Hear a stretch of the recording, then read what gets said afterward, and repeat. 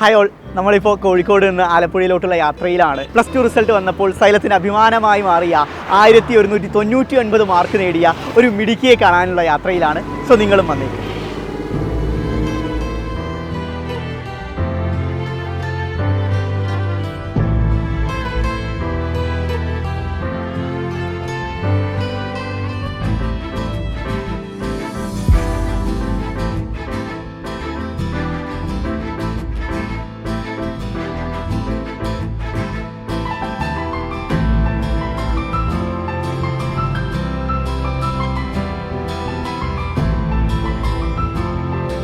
Hi മക്കളെ, അപ്പം ഞാനുള്ളത് ആലപ്പുഴ ജില്ലയിലെ കറ്റാനത്താണ്. ഞാൻ കുറച്ച് മുമ്പ് പറഞ്ഞ ആ മിടുക്കിയാണ് എൻ്റെ കൂടെ ഇരിപ്പുള്ളത്, വരദയ്ക്കാണ് ഈ കഴിഞ്ഞ +2 റിസൾട്ട് വന്ന സമയത്ത് 1200-ൽ 1199 മാർക്കുള്ളത്.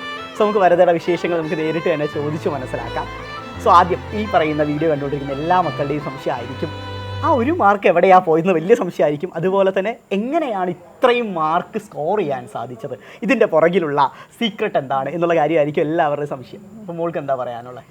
സൈലത്തിൻ്റെ ഒരു റെഗുലർ ക്ലാസ് അറ്റൻഡ് ചെയ്യുന്ന ആളായിരുന്നു ഞാൻ. പിന്നെ സൈലത്തിൻ്റെ ലെക്ചർ നോട്ട്സും ഒക്കെ പ്രിപ്പയർ ചെയ്യാൻ പറ്റുന്നിടത്തോളം ചെയ്യുമായിരുന്നു. പിന്നെ സ്ലൈഡ്സ് റെഫർ ചെയ്യുമായിരുന്നു. പിന്നെ അവസാനത്തെ റിവിഷൻ ക്ലാസ്സസും ക്വസ്റ്റ്യൻസ് ചെയ്യിപ്പിക്കുന്നതെല്ലാം ഞാൻ നല്ലോണം റെഫർ ചെയ്യുമായിരുന്നു. അപ്പോൾ അതൊക്കെ വളരെ യൂസ്ഫുൾ ആയിരുന്നു. സൈലത്തിൻ്റെ ക്ലാസ് കണ്ടിട്ടാണ് ഇത്രയും മികച്ച മാർക്കിലോട്ട് എത്തിയെന്ന് ആശയത്തിൽ കൺക്ലൂഡ് ചെയ്യുന്നത്, റൈറ്റ്. അതുപോലെ തന്നെ എല്ലാവരുടെയും സംശയമാണ്, കാരണം പല കുട്ടികൾക്കും റെഗുലർലി ലൈവ് ക്ലാസ്സുകൾ പലപ്പോഴും അറ്റൻഡ് ചെയ്യാൻ സാധിച്ചു എന്ന് വരില്ല. അപ്പോൾ മോൾ എങ്ങനെയാണ് എല്ലാ ദിവസവും പ്രോപ്പർലി റെഗുലർ ലൈവ് ക്ലാസ്സുകൾ അറ്റൻഡ് ചെയ്യുമായിരുന്നോ? കൂടുതൽ അറ്റൻഡ് ചെയ്യാൻ ശ്രമിക്കുമായിരുന്നു. ഇപ്പോൾ ബൈ ചാൻസ് നമുക്ക് പറ്റിയില്ല എന്നുണ്ടെങ്കിൽ റെക്കോർഡിൽ അവൈലബിൾ ആണല്ലോ, അപ്പോൾ അത് കാണാറുണ്ടായിരുന്നു. അതിലും നോട്ട്സും സ്ലൈഡ്സും എല്ലാം നമ്മൾ റെഫർ ചെയ്യുമായിരുന്നു. അതുപോലെ തന്നെ മോളെ, ഇപ്പോൾ പല കുട്ടികൾക്കും ഏത് സമയം പഠിക്കണം എന്നുള്ളൊരു കൺസേൺ ഉണ്ട്. അതായത് ചിലർക്ക് രാത്രി പഠിച്ചാലാണ് നന്നായിരിക്കുക, ചിലർക്ക് ഏർലി മോർണിംഗ് ഇരുന്ന് പഠിക്കണം. സോ മോൾക്ക് എങ്ങനെയായിരുന്നു, ഏത് ടൈമാണ് കൂടുതൽ പ്രിഫറബിൾ?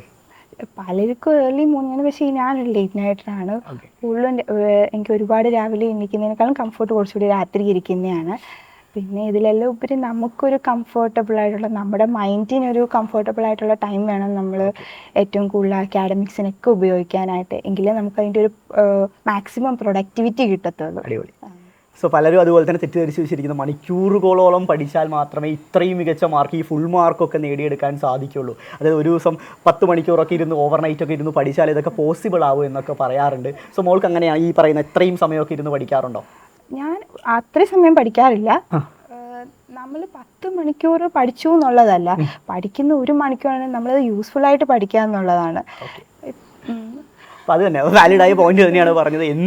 എത്ര സമയം ഇരുന്ന് പഠിക്കുന്നതിൽ എന്ത് പഠിക്കുന്നു എന്നത് ഏറ്റവും വലിയ കാര്യം തന്നെയാണ്. പലപ്പോഴായിട്ട് നമ്മുടെ സ്വന്തം ടീച്ചേഴ്സ് എല്ലാപ്പോഴും പറയുന്ന കാര്യം തന്നെയാണ്. സോ അതുപോലെ തന്നെ മോളെ, ഇപ്പോൾ പലരെയും കുട്ടികൾ ഫേസ് ചെയ്യുന്ന ഓരോ ക്വസ്റ്റ്യൻസ് ആയിട്ട് ഞാൻ റൈസ് ചെയ്യാൻ, റൈറ്റ്. പലരും പറയുന്ന കാര്യം, പ്രീവിയസ് ഇയർ ക്വസ്റ്റ്യൻസ് ആണോ പ്രാക്ടീസ് ചെയ്യാറ് കൂടുതലായിട്ട്, അതോ കണ്ടൻറ് ആണോ കൂടുതലായിട്ട് ഊന്നൽ കൊടുത്ത് പഠിക്കാറുള്ളത്? NCERT ബുക്കുകൾ കൂടുതലായിട്ട് പഠിക്കാറുണ്ടോ, റെഫർ ചെയ്യാറുണ്ടോ എന്നൊക്കെ മക്കൾ, കാരണം ഇപ്പോൾ കറൻറ്റ്ലി +2 കടക്കുന്ന മക്കളുടെ ഒക്കെ വലിയ കൺസേൺ ആണ് ഇതൊക്കെ. സോ അതിനെന്താണ് പറയാനുള്ളത്? നമ്മളിപ്പോൾ സ്കൂളായാലും നമ്മൾ എന്ത് നോട്ട്സ് റെഫർ ചെയ്താലും നമുക്ക് നമ്മുടെ ഒരു നോട്ട്സിലോട്ട് അതിനെ ട്രാൻസ്ഫോം ചെയ്യാൻ പറ്റുന്ന ഒരു കഴിവുണ്ടെങ്കിൽ അത് വളരെ നല്ലതാണ്. അപ്പോൾ നമ്മൾ എത്ര കേട്ടു എന്നുള്ളതല്ല, നമുക്കതിനെ എങ്ങനെ നമ്മുടെ രീതിയിലേക്ക് കൊണ്ടുവരാം എന്നുള്ളതാണ് ഏറ്റവും മെയിനായിട്ടുള്ളത്. പിന്നെ NCERT വായിക്കുന്ന എല്ലാം കൊണ്ടും നല്ലതാണ്. കാരണം നമുക്കിപ്പോൾ സൈലത്തിൽ തന്നെ ട്യൂഷൻ ക്ലാസ് ആയാലും നമ്മൾ ആ കേൾക്കുന്ന ലെക്ചർ നമ്മൾ NCERT വായിക്കുമ്പോൾ നമുക്ക് ഒരുപാട് കണക്റ്റ് ആവും. അപ്പോൾ നമ്മൾ NCERT വായിക്കുമ്പോൾ നമുക്ക് കുറച്ചും കൂടി മനസ്സിലാവും. അപ്പോൾ നമുക്കൊരു ഹാപ്പിനെസ് കിട്ടും. എന്നിട്ട് NCERTയും നമ്മുടെ നോട്ട്സുമായിട്ട് നമ്മളതിനെ ഇക്വലൻ്റ് ആക്കി പഠിക്കുന്നതായിരിക്കും കുറച്ചും കൂടി നല്ലത്. അതുപോലെ തന്നെ പ്രീവിയസ് ഇയർ ക്വസ്റ്റ്യൻസ് ഒക്കെ പ്രാക്ടീസ് ചെയ്ത് നമ്മളെപ്പോഴും കണ്ടന്റ് പഠിച്ച് കണ്ടന്റിൽ ഒരു ധാരണ എത്തിയിട്ട് ശേഷം പ്രീവിയസ് ഇയർ ചെയ്യുന്നതായിരിക്കും നല്ലത്. അതുപോലെ തന്നെ പലരും ചെയ്യുന്ന ഒരു പരിപാടി, എന്നോട് പേഴ്സണലി പലരും പറഞ്ഞിട്ടുള്ള കാര്യം, എക്സാമിനോട് അടുപ്പിച്ച് പഠിച്ചിട്ട് മാർക്ക് മേടിക്കുന്ന കാറ്റഗറി ഓഫ് സ്റ്റുഡൻസ് ആണ് മെജോറിറ്റി ആൾക്കാർ. അപ്പോഴാണ് അവർക്കൊരു ചൂടൊക്കെ വരാറുള്ളത്. സോ മോൾ അങ്ങനെയായിരുന്നു, അതോ +2 തുടക്കം മുതൽ തന്നെ പഠിച്ച് വന്ന ഒരാളായിരുന്നു? എനിക്ക് ഒരു പെട്ടെന്ന് നെർവസ് ആവുന്ന ഒരാളാണ്. അങ്ങനെ പെട്ടെന്ന് നെർവസായി എൻ്റെ കയ്യിൽ നിന്ന് പോകും. അപ്പോൾ ഞാൻ പ്രിപ്പയർ ചെയ്യും തുടക്കം തൊട്ട്. എൻ്റേതായിട്ടുള്ള രീതിയിൽ ഞാൻ പ്രിപ്പറേഷൻ സ്റ്റാർട്ട് ചെയ്യും. അത് ഓരോരുത്തരുടെ, ചിലർക്ക് പെട്ടെന്ന് ആ ടൈമിലായിരിക്കും ഒരു ഉള്ളിൽ നിന്നൊരു ഇത് വരിക, ഇൻഫ്ലുവൻസ് ആയി ഒന്ന് പഠിക്കാൻ തോന്നുക. ചിലർക്ക് എനിക്ക് തോന്നുന്നു സ്റ്റെപ്പ് വൈസ് തുടക്കം തൊട്ടേ പഠിച്ചാൽ കുറച്ചുകൂടി യൂസ്ഫുൾ ആയിരിക്കും. അതായത് പലരുടെയും അടുത്തൊരു വർഷം എന്ന് പറഞ്ഞാൽ പലപ്പോഴായിട്ട് ഇപ്പോൾ നമുക്ക് ഈ നേരിട്ട് നമ്മൾ പബ്ലിക് എക്സാമിലോട്ടല്ല വരിക, അതിന് മുമ്പ് പല മോഡൽ എക്സാമുകളും ക്രിസ്മസ് എക്സാമും പലതും ഫേസ് ചെയ്തിട്ടാണ് വരിക. പലപ്പോഴും ഡൗൺ ആയി പോവാറുണ്ട്. സോ അങ്ങനെയുള്ള സിറ്റുവേഷൻസിൽ എങ്ങനെയാണ് ഫാമിലിയുടെ സപ്പോർട്ടൊക്കെ എങ്ങനെയായിരുന്നു? ഫാമിലി നല്ല സപ്പോർട്ടായിരുന്നു. അമ്മയൊക്കെ വളരെ സപ്പോർട്ട് ചെയ്യായിരുന്നു. പഠിക്കുമ്പോഴൊക്കെ കൂടെയൊക്കെ ഇരിക്കാറുണ്ട്? ഒരു ഉറപ്പായിട്ടും ലേറ്റ് നൈറ്റ് ഒക്കെ ഇരിക്കാമെങ്കിൽ ആള് കമ്പനി തരുമായിരുന്നു.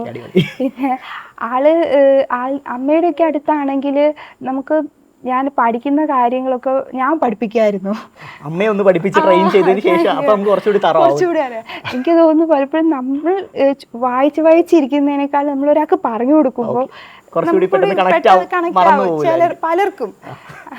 ഞാനും ആ ഒരു കാറ്റഗറിയിൽ.